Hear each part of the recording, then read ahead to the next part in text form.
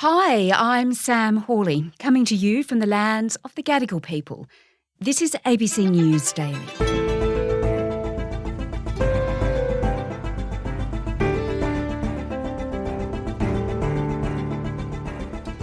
It's been such a rocky economic year, and now we've had a pre-Christmas interest rate rise, the 8th increase in a row. So what can we expect in 2023? Today, business editor Ian Verrender on why China has a lot to do with where we're heading.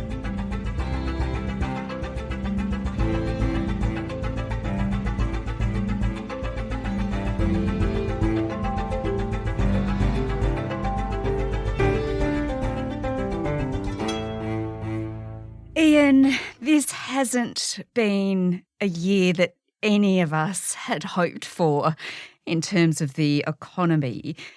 So I want to talk to you about what 2023 looks like. And of course, there's lots of factors that will go into that, including interest rates that we speak so much about. Yeah. But you think another really big factor is the global economy and globalisation and where that's heading. Yeah, absolutely. I mean, again, it's part of this enormous shift that a reversal of a shift, I guess, that we've seen in the past 50 years, where in the post-war era particularly, we saw a reduction of trade barriers, and that really accelerated in the 1970s. The Whitlam government actually was one of the first to really open up Australia to the rest of the world. Chance for our region. We can help recreate this region. The war of intervention in Vietnam is ending. The great powers are rethinking and remoulding their relationships and their obligations. Australia cannot stand still at such a time. It halved the import tariffs that we had on at one stage in just one fell swoop. And I mean, it wasn't just Australia, it was the rest of the world as well. And, it made life a lot tougher in lots of ways for various people because it introduced a lot more competition from companies and from suppliers from overseas. But it also had the beneficial impact of improving our productivity and improving our efficiency. And those changes continued right through until we got the Hawke-Keating governments, where they really dismantled a lot of trade barriers. They got rid of a lot of the regulation around finance and banking and so forth, floated the Australian dollar. So it really opened up the Australian economy to the rest of the world. Paul Keating is heading home from APEC tonight in jubilant mood. The Prime Minister has hailed the Asia-Pacific Free Trade Agreement as an absolute triumph. This is the birth of a free trade agreement, and it gives Australia, as I've said before, a seat at the largest table it's ever been at. There was a view, I guess, that, having gone through two really serious world wars where the world was on the brink of just utter chaos, that, everybody could be united in a common goal towards, a greater prosperity. And that, I guess, really accelerated after the fall of the Berlin Wall and, the end of the Cold War between Russia and the West, and also with China's introduction into the global mainstream, into the global economy. And so there was this, I guess, optimistic feeling that we could all do so much better for each other if we were actually working together rather than, fighting each other. And unfortunately, that situation now seems to have turned as well. Okay, so globalisation, it was a period where the world's economies, they kind of came together and started working together. And now there's another shift. What is happening? You've seen a lot of communities, particularly in Europe and America, lose their jobs. Whole industries have decamped out of a nation and at somewhere else. So you've had vast pockets of unemployment and social dislocation. And so all kinds of social problems start to arise, and that flows through into politics. Donald Trump tapped into it brilliantly with this, America First. From this day forward, a new vision will govern our land. From this day forward, it's going to be only America first. America first. A lot of people have lost their jobs, lost their livelihoods, and are now worse off as a result of that globalisation push. So, the benefits actually flowed through to a very small number of people, and a large number of people found themselves worse off. Ian, I now want you to explain for me what role China has played in all of this, because China was one of the biggest beneficiaries of globalisation, wasn't it? Yeah, absolutely. I mean, if you think about China and the achievements that it's managed to get through in the past, really one generation, they've gone from an agrarian socialist economy to a world-class economy in many, many ways. A lot of American companies and Australian companies operate out of China. A lot of companies like Apple and so forth, some of the world's biggest information technology companies that have most of their operations in China. Tesla, for instance, has a major operation in China. So there's vast economic links between the West and China.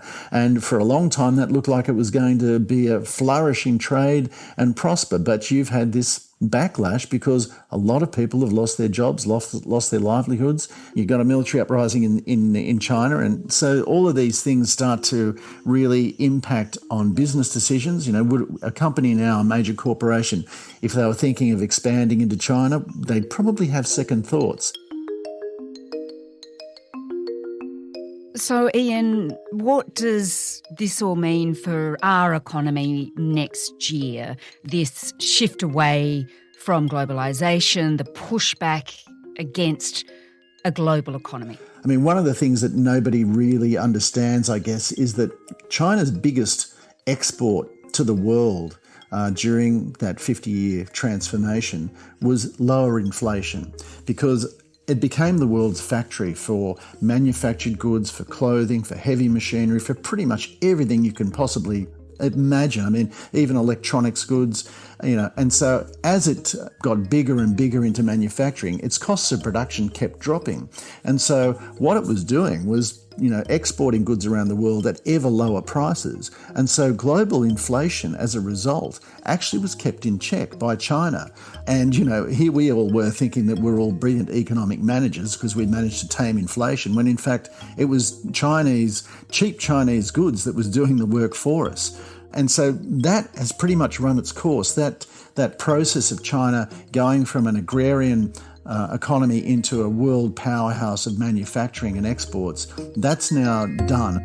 I mean, it's not going to diminish, but the rapid growth is done, and so that rapid push through of lower prices has run its course. And unless another country like India, for instance, or Africa takes the running on that and continues to do that, that push for lower inflation globally is going to come to an end, and we're probably going to return to a more normal, longer-term normal situation of rising prices. That means higher inflation and higher interest rates, unfortunately. All right, so deglobalisation actually means that our inflation could go up. Yeah. That doesn't sound very good. Yeah, for sure. But, you'd have to say that our interest rates have been incredibly low. And every time we had any kind of crisis, like the global financial crisis or anything at all, globally, central banks would just cut interest rates. So we got down to a situation where interest rates are at zero. It sounds terrific in theory, except it's never happened in 5,000 years of human civilization. And what that does when you get down to interest rates at such low levels is that it pretty much means that there is no risk.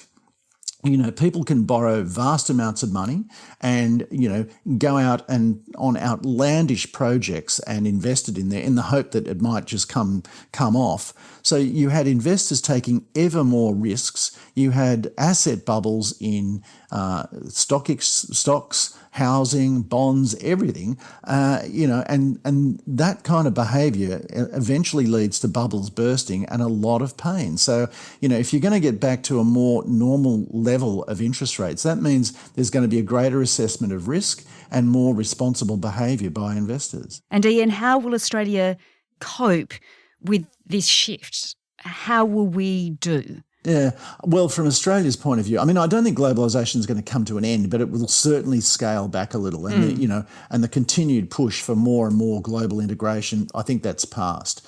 And so that's not a bad thing, because what you're going to have is governments looking at their own constituents and going, well, what's best for our people here? Let's not just think about the global situation. What can we do that is going to be good for our economy here? In terms of Australia, well, we're in a pretty good position compared to the rest of the world. So we're in a very good situation in terms of what we can earn from the rest of the world. We're still going to be exporting food, minerals and energy. And, we are probably one of the luckier nations, I guess, compared to the situation in Europe. And America's got some pretty serious problems to deal with as well.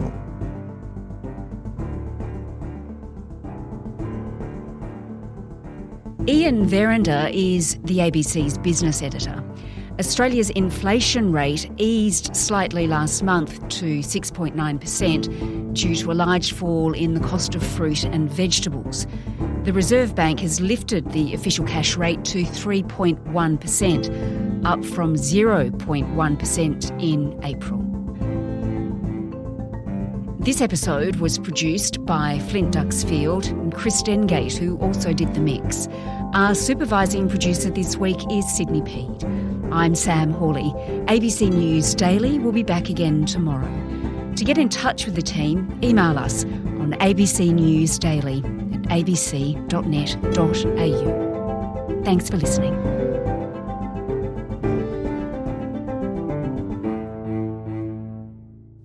Subscribe to listen to more free podcasts or download the ABC Listen app and stream ad-free.